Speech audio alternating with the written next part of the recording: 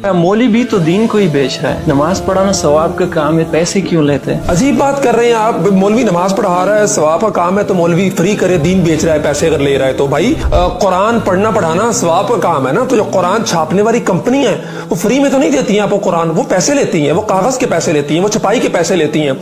हज करना सवाब का काम है, फर्ज है। ट्रैवल एजेंसियां आपको मुफ्त में तो हज पे नहीं भेज देती, वो पैसे लेती हैं ना आपसे, जहाज वाले पैसे लेते हैं आपसे। मस्जिदें बनाई जाती हैं, अंदर नमाज होती है, कुरान पढ़ा जाता है, सारे नेकी के काम होते हैं, लेकिन मिस्त्री मस्जिद बनाने के पैसे लेता है। मस्जिद में लगने वाली सीमेंट के आप पैसे देते हैं, सरिये के पैसे देते हैं, मजदूरों को आप पैसे देते हैं। शादी आधा ईमान है, निकाह सुन्नत है, दीन का हिस्सा है, लेकिन बेद छुआरों से लेके, कपड़ों से लेके, कैटरिंग वालों से लेके, शादी हाल वालों पे लाखों रुपए आप लुटा देते हैं। लेकिन अगर मौलवी को 5,000 रुपया, 10,000 रुपया, निकाह जिसने पढ़ाना है, आपके इस रिश्ते को हलाल करना है, अगर आपको देने पड़ जाए तो आपको मौत पड़ जाती है।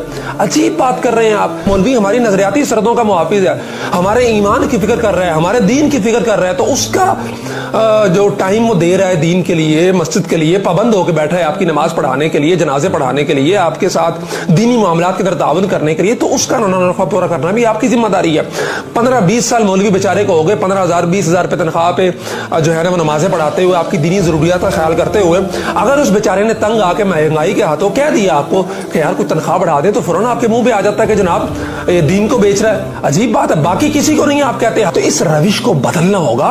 वो अपनी सर्विसेज दे रहा है, वो टाइम दे रहा है, वो आपके लिए पाबंद होकर बैठा हुआ है, तो इसलिए उसकी जरूरियात का ख्याल रखना है आपकी जिम्मेदारी है। आप ये नहीं कह सकते कि वो दीन को बेच रहा है। अगर मौलवी दीन को बेच रहा है तो फिर हज सर्विसेज वाले दीन को बेच रहे हैं, फिर मस्जिद में बनाने वाले दीन को बेच रहे हैं, फिर वापडा वाले दीन को बेच रहे हैं जो मस्जिद में बिजली दे रहे हैं, फ्री दे ना, दीन का काम हो रहा है, वहां पे नमाजें पढ़ी जा रही हैं, वहां पे तो बच्चे कुरान पढ़ रहे हैं, मदारिस की बिजली फ्री कर दें आप, फिर वापडा दीन को नहीं बेच रहा। फिर ये शादियों वाले, कैटरिंग वाले, शादी हॉलों वाले और दीगर साजो सामान तैयार करने वाले दीन को नहीं बेच रहे हैं। एतराज सिर्फ मौलवी पे इसलिए है कि मौलवी कमजोर है।